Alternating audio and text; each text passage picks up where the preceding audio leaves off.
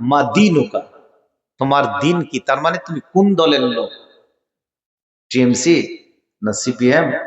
কাল থেকে এইভাবে কেউ মতির লোক হয়ে যাবেন, কেউ তজিমুলের হবে, কেউ মোস্তাকের হবে, কেউ আরো কেউ আসাদুদ্দিন ওইসির হয়ে যাবে। দরকার না এগুলো করে, কি দরকার তো 1 মাস ধরে খেটে খেটে মসজিদ তৈরি করা? প্রশ্নের তো জানিস জানাই আছে, মার রব্বুকা মা দিনুকা, লাস্ট যেটা কোশ্চিন করা হবে মান নবিয়ুকা, তুমি আইন মেনেছো কার, দল করেছো কার, আর মান নবিয়ুকা, তোমার দলের নেতা কে ছিল? যে যে দল করে ওই দলের নেতা বলে দেবে। যেদিন কবরে যাবে কিছু তো জানি, সমস্ত কি লিখে দিয়ে দিবে, 3টা কবর 3টা প্রশ্নের উত্তর লিখে দিবে মা, লিখে দিবে বাবা শিক্ষক। যেমন মধ্যযুগে ক্যাথলিক এবং প্রোটেস্ট্যান্ট ক্যাথলিকের মধ্যে যে চার গির্জাতে গন্ডগোল হতো মধ্যযুগের ইতিহাসে, যারা যারা চার্চের যারা সাধু, যারা চার্চের যারা মালিক ছিল, তারা লিখে দিত ছাড়পত্র, কবরে গিয়ে ওগুলোকে রেখে দেওয়া হতো। কোনোদিন কি সেখান থেকে পরিত্রাণ পাওয়া যাবে? এখনো কিন্তু সেই যুগটা চলে এসেছে প্রিয় ভাইরা আমার। ওরে আমার যুবক যুবতী, জেনে রাখো, তুমি যদি নামাজ পড়ে থাকো, রোজার করে থাকো, তুমি যদি আজকে হজ করে থাকো, সাদকা খায়রাত করে থাকো, তাহলে 3টা প্রশ্ন তোমার উত্তরে আসবে। যদি তোমার মা বাবা শিক্ষক লিখে লিখে কবরের কাছে যদি রেখে দেওয়া হয়, কবরে এবং সেখানে যদি মোবাইলে দিয়ে দেওয়া হয়, মোবাইলের টাওয়ার দিয়ে দেওয়া হয়, কোনো জিনিস তোমার কাজ করবে না, জানা জিনিস তোমার সমস্ত কি ভুলে যাবে। এটাই হচ্ছে তোমার কি কথা, যদিও রাজনৈতিক প্রশ্ন মনে হয়, কিন্তু এটা তোমার সমস্ত দিনী শরীয়তগত প্রশ্ন। এই প্রশ্নকে তোমাকে কালচার করতে হবে।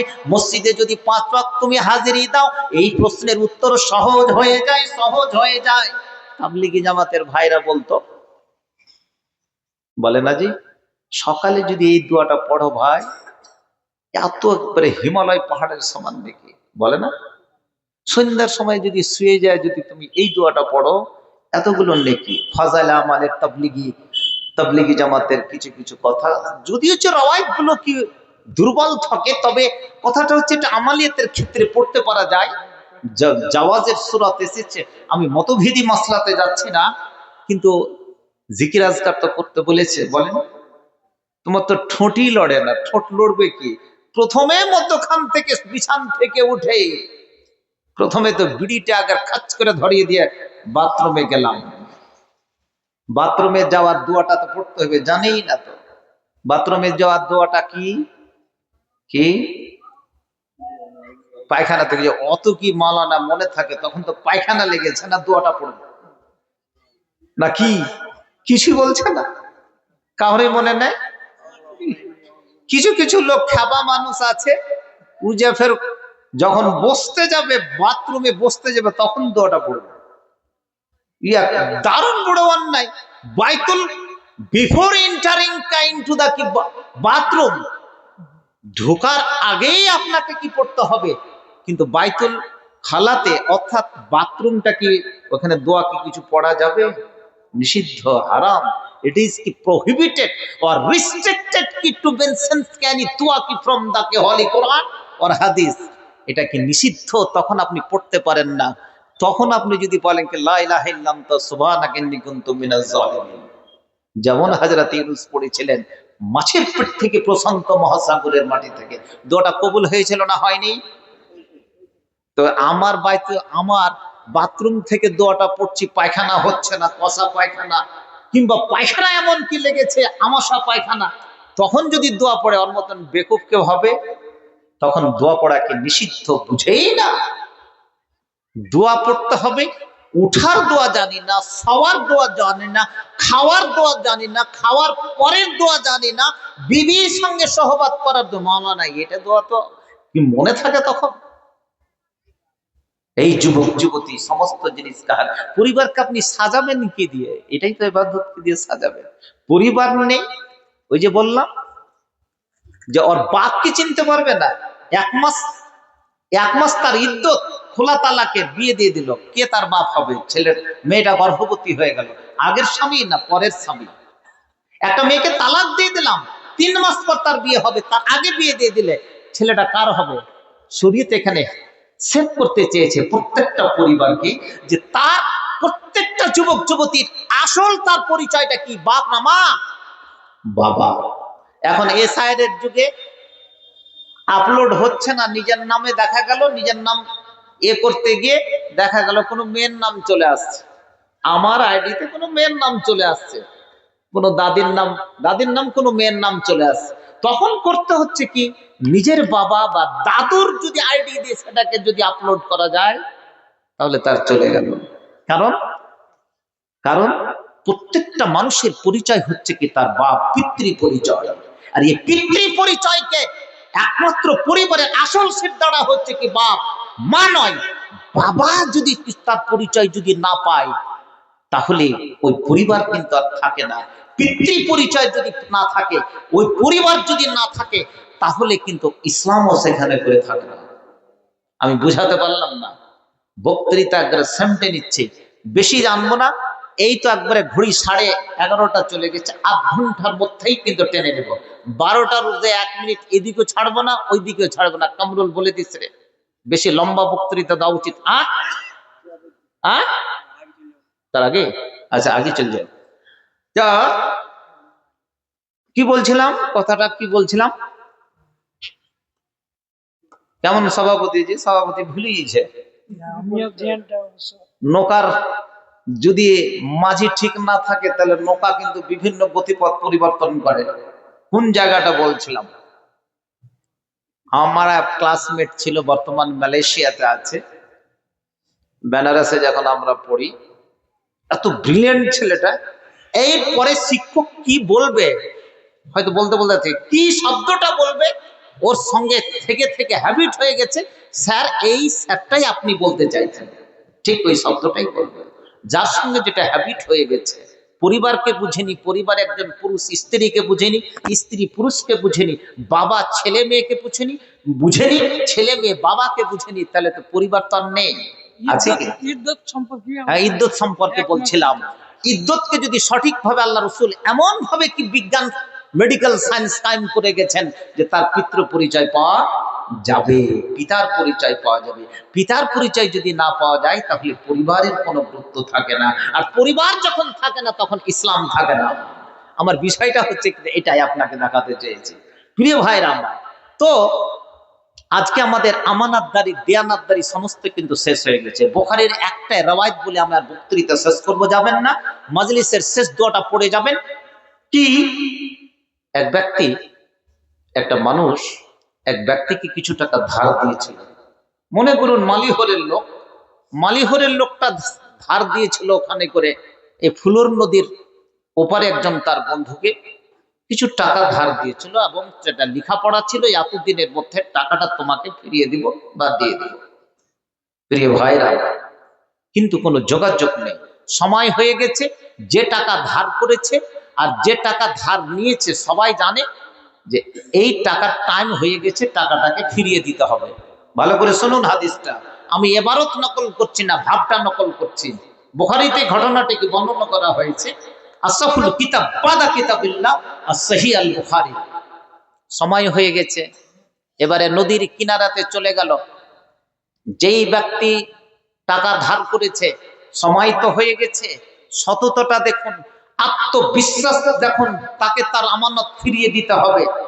এবারে নদীতে যে সময় তার টাকা দিতে হবে সেই সময় দেখছে যে নদীতে প্রচুর স্রোত। বন্ধুর বাড়ি কি নদীর ওই পারে কোথাও আছে, কিন্তু টাকা পৌঁছাতে হবে, কি করে পৌঁছাতে তো পারছি না। প্রিয় ভাইরা আমার, এরই মধ্যে চিন্তা ভাবনা করতে করতে আল্লাহর কি মহিমা, আল্লাহর কি দান রহমত, হঠাৎ রূপে দেখতে পাচ্ছে একটা কাঠের গুড়ি কিন্তু চলে আসছে, খণ্ড। সে কাঠের খণ্ডটাকে তিনি ধরলেন, ধরার পরে সেটাকে একটা যন্ত্র দিয়ে খোদাই করলেন, অস্ত্র দিয়ে খোদাই করার পরে যেই টাকাটাকে ধার করেছে ওই ধারের টাকাটা ওর ভিতরে কিন্তু ঢুকিয়ে দিয়ে বন্ধ করে দেওয়া হয়, দিয়ে সেই খণ্ডটা আবার কি পানিতে ছেড়ে দেয়। লেখলো কি, প্রিয় বন্ধু, তোমার কাছ থেকে আসসালামু আলাইকুম, এত টাকা তোমার কাছ থেকে আমি নিয়েছিলাম, সময় হয়ে গেছে, একেবারে শেষ হয়ে গেছে, সময়ের মধ্যে আমি কিন্তু এই ওয়াদা রক্ষা করতে পারিনি, যেহেতু যোগাযোগ বিচ্ছিন্ন। এই একটা কাঠের টুকরোর ভিতরে টাকাটা আমি কি রেখে দিলাম, যদি তোমার ভাগ্যে যদি থাকে তাহলে এই টাকাটা তুমি এখান থেকে নিয়ে নিও। ইতি নিবেদন ইতি অমুক ফোলা ইবনে ফোলা। এবারে দেখুন ওই পানির স্রোতে ছেড়ে দেবে।